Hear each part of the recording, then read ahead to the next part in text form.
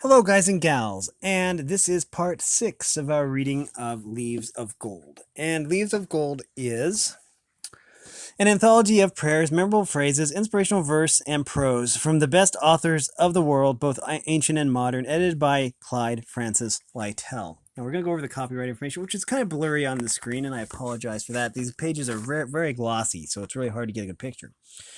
Revised edition, 12th printing, 1964. Copyright 1938 by Evan S. Coslet.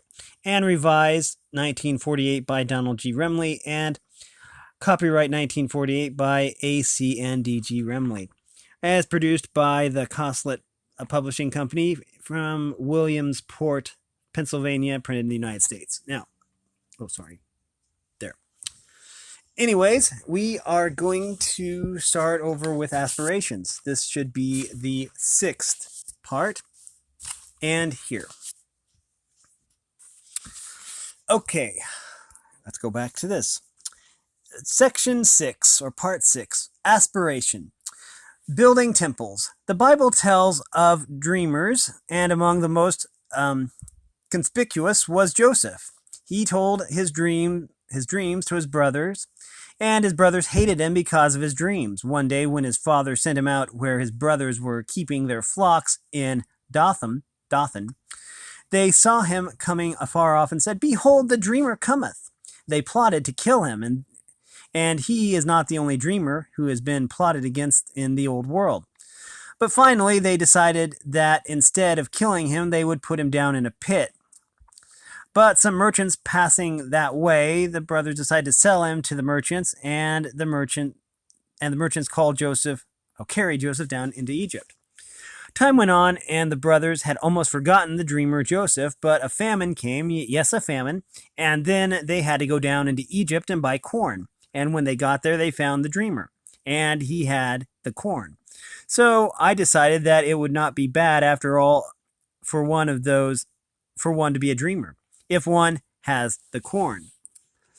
But the more I thought of the dreamer's place in history, the less I felt entitled to the distinction. John Boyle O'Reilly said that the dreamer lives forever, while the toiler dies in a day. In traveling through Europe, you find great cathedrals. An architect had a vision of a temple of worship, and he put that vision upon paper. Then the builders began, and they laid stone upon stone and brick upon brick, and finally the temple was completed. Sometime, centuries after the dreamer's death, and people now travel from all corners of the world to look upon the temple, and the name of the dreamer is known, while the names of the toilers are forgotten. No, I cannot claim a place among the dreamers, but there has been a great dreamer in the realm of statesmanship, Thomas Jefferson. He saw a people bowed beneath oppression, and he had a vision of a self-governing nation in which every citizen would be sovereign. He put his vision upon paper, and for more than a century, multitudes have been building. They are building at this temple in every nation. Someday it will be completed, and then the people of all the world will find protection beneath its roof and security within its walls. I shall be content if, when my days are numbered, it can be truthfully said of me that with such ability as I possessed, and whenever opportunity offered, I labored faithfully with the multitude to build this building higher in my time. That is by William Jennings Bryan. God the architect. Who thou art, I know not, but this much I know. Thou hast set the Pleiades in a silver row. Thou hast sent the trackless winds loose upon their way. Thou hast reared a colored wall twixt the night and day. Thou hast made the flower to bloom and the stars to shine. Hid rare gems of richest ore in the tunneled mine. But chief of all thy wondrous works, supreme of all thy plans, thou hast put an upward reach into the hearts of man. That is by Harry Kemp. Next, we have vision. It was sagacious Thomas Carlyle who said that the man who cannot wonder, who does not habitually wonder and worship, though he were president of innumerable royal societies and carried the whole Mécanique Celeste and Hegel's philosophy and the epitome of all laboratories and observatories, with their result in his single head, is but a pair of spectacles behind which there is no eye. Next we have one titled Prayer. God, though this life is but a wraith, although we know not what we use, although we grope with little faith, give me the heart to fight and lose. Ever insurgent let me be, make me more daring than devout. From sleek contentment keep me free, and fill me with a buoyant doubt. Open my eyes to visions girt with beauty and with wonder lit, but let me always see the dirt and all that spawn and die in it. Open my ears to music, let me thrill with spring's first flutes and drums, but never let me dare forget the bitter ballad of the slums. For the compromise and things half done, keep me with stern and stubborn pride. And when at last the fight is won, God keep me still unsatisfied. That is by Louis Untermeyer, from Challenge by Louis Untermeyer. Copyright 1914 by Harcourt, Brace and Company, Incorporated, reprinted by permission. Next we have Failure. The men who try to do something and fail are infinitely better than those who try to do nothing and succeed. That is by Lloyd Jones. The Dreamers. They are the architects of greatness, their vision, and within their souls they never see the mirages of fact, but peer beyond the veils and mists of doubt and pierce the walls of unborn time. Makers of empires, they have fought for bigger things than crowns and higher seats than thrones. They are the Argonauts, the seekers of the priceless fleece, the truth. Through all the ages, they have heard the voice of destiny call to them from the unknown vasts. Their brains have wrought all human miracles in lace of stone. Their spires stab the old world skies, and with their golden crosses kiss the sun. They are a chosen few, the blazers of the way, who never wear doubt's bandage on their eyes, who starve and chill and hunt, but hold to courage and to hope, because they know that there is always proof of truth for them who try. That only cowardice and lack of faith can keep the seeker from his chosen goal. But if his heart be strong, and if he dream enough and dream it hard enough, he can attain no matter where men failed before. Walls crumble and the empires fall. The tidal wave sweeps from the sea and tears a fortress from its rocks. The rotting nations drop from off time's bow, and only things the dreamers make live on. They are the eternal conquerors. Their vassals are the years.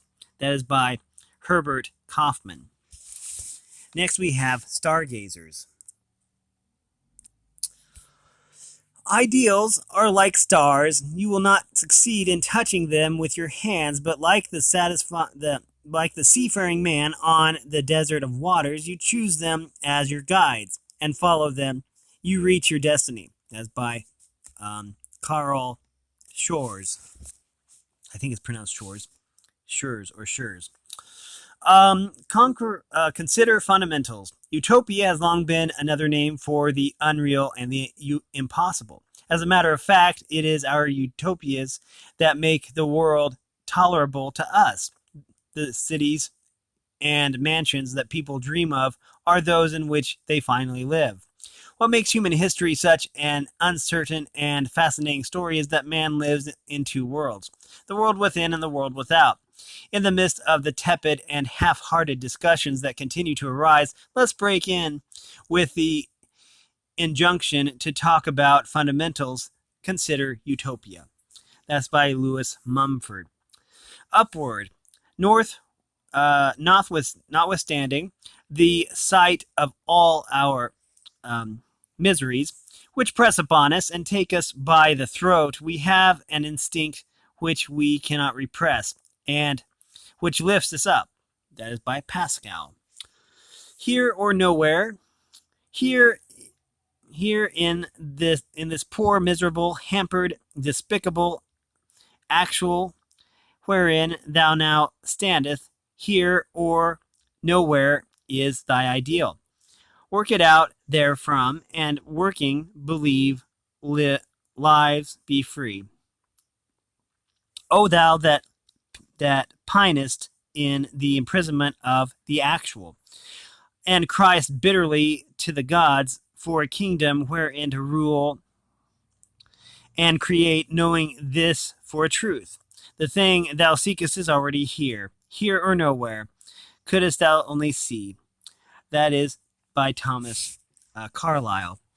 The ideal life is in our blood and never will be still.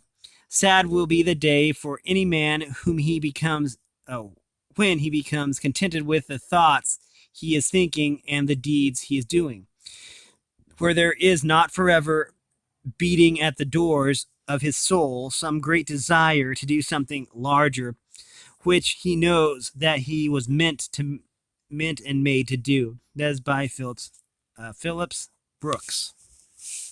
Aim high. Success lies not in achieving what you aim at, but in aiming at what you ought to achieve, and pressing forward, sure to achieve here, or if not here, hereafter. That's by R.F. Horton. And now we have a section called Hills. I never loved your plains, your gentle valleys, your drowsy country lanes, and pleached alleys. I want my hills, the trail that scorns the hollow, up the ragged shale, where few will follow, up over wooded crest and mossy boulder, with strong thigh, heaving chest, and swinging shoulder. So let me hold my way by nothing halted, until at close of day I stand exalted. High on my hills of dream, dear hills that know me, and then how fair will seem the land below me. How pure at vesper time, the far bells chiming, God gave me hills to climb and strength for climbing. That's by Arthur Guiterman. Taken from Death in General Putnam by Arthur Guiterman.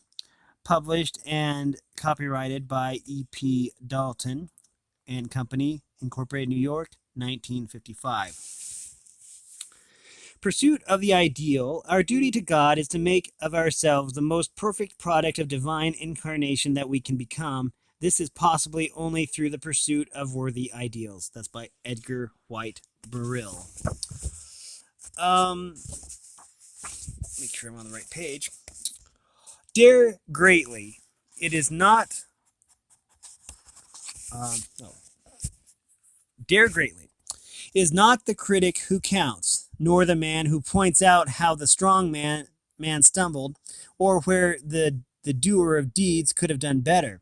The credit belongs to the man who is actually in the arena, whose face is marred by dust and sweat and blood, who strives valiantly, who errs and comes short again and again, who knows the great enthusiasms, the great devotions, and spending himself in a worthy cause, who at the best knows in the end the triumph of high achievement, and who at the worst, if he fails, or at least fails while doing greatly, so that his place shall never be with those cold and timid souls who knew nothing, who knew neither victory nor defeat. That's by Theodore Roosevelt. Victory. Attempt the end and never stand to doubt. Nothing so hard, but search will find it out. That is by Herrick. Emerson said, "Hitch your wagon to a star." One can see in those 6 little words the summary of human achievement and an everlasting inspiration to the future races of men. From Socrates to Edison, every forward step taken by mankind through revolving centuries, ever advance by humanity towards the ultimate goal, has been led by some valiant dreamer whose eyes were fixed upon the dawn. Moses with dying eyes saw a star that blazed in the promised land. The radiance of an eternal star led 3 wise men to a manger in Bethlehem. Columbus pinned his faith in the dawn of a new day. Kepler announcing the laws of the unchanging spheres. Newton watching the apple fall. Each look beyond and into the future. That is by J.E. Dinger. What men live by. Not long before his death, Renan said that one could not do a finer service to mankind than to preach constantly that men doth not live by bread alone. We cannot too soon learn that the saving power in civilization is not coal or wheat or wood, but elements more ideal. That's by Clark. Creeds. We find in our study of social development 3 human creeds. First, might makes right. Second, knowledge is power. Third, goodness is greatness. Humanity has outgrown its first creed. It is distrusting the second and is apprehending the third. Under the first, monarchy was the form of government. Under the second, aristocracy. Under the third, democracy will appear. Under the first, the warrior was king. Under the second, the philosopher. Under the third, the servant will be master. In the light of eternity past, I read that a man's greatness was measured by his ability to make the world serve him.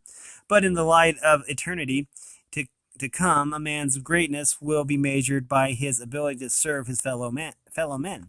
Under the monarchy, there were slaves. Under aristocracy, there were wage earners. Under democracy, all will be fellow workers.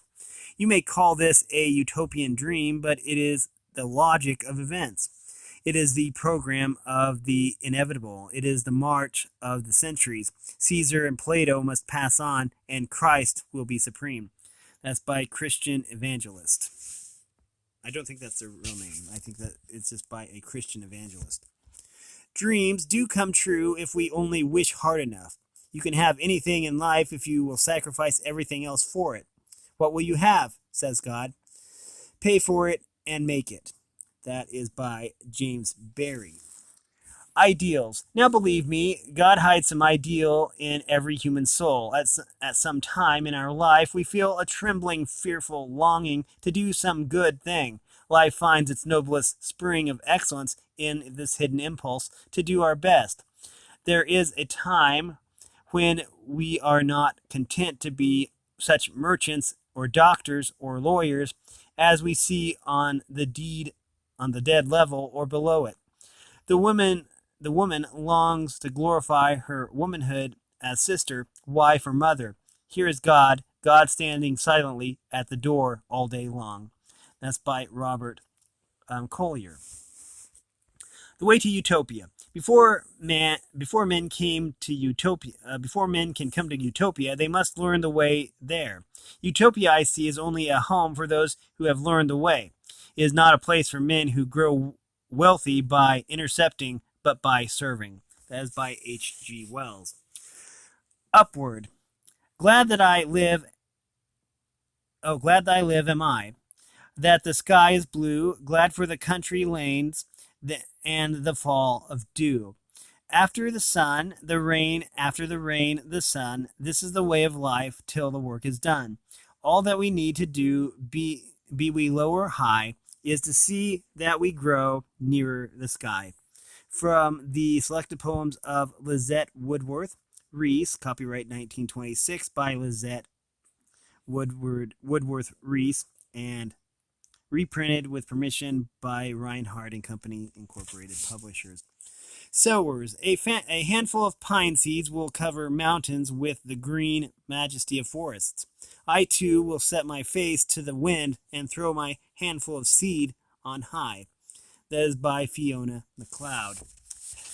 The truer life. No star is ever lost. We once have seen. We always may be what we might have been.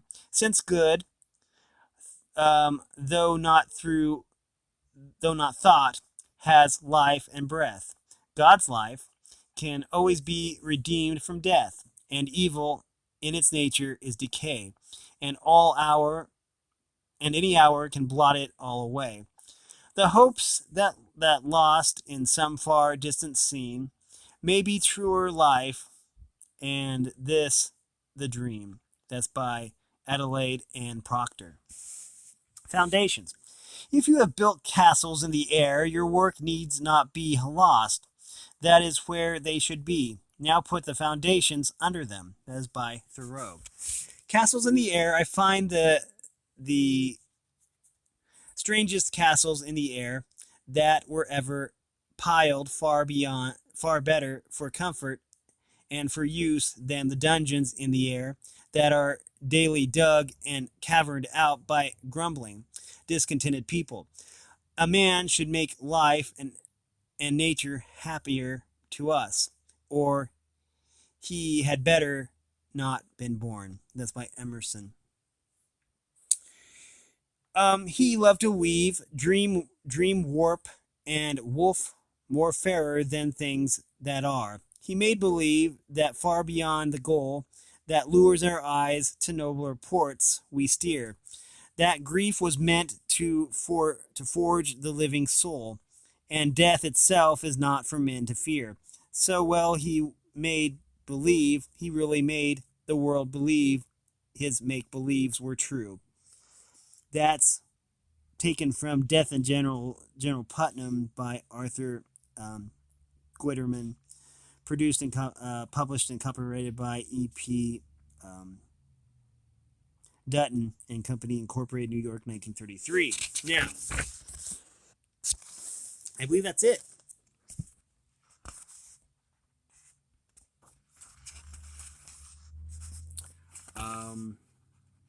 Okay. And then we will pick this up next time with a section on beauty. We have been reading from Leaves of Gold, and specifically, we have been reading about ambition, I believe it was.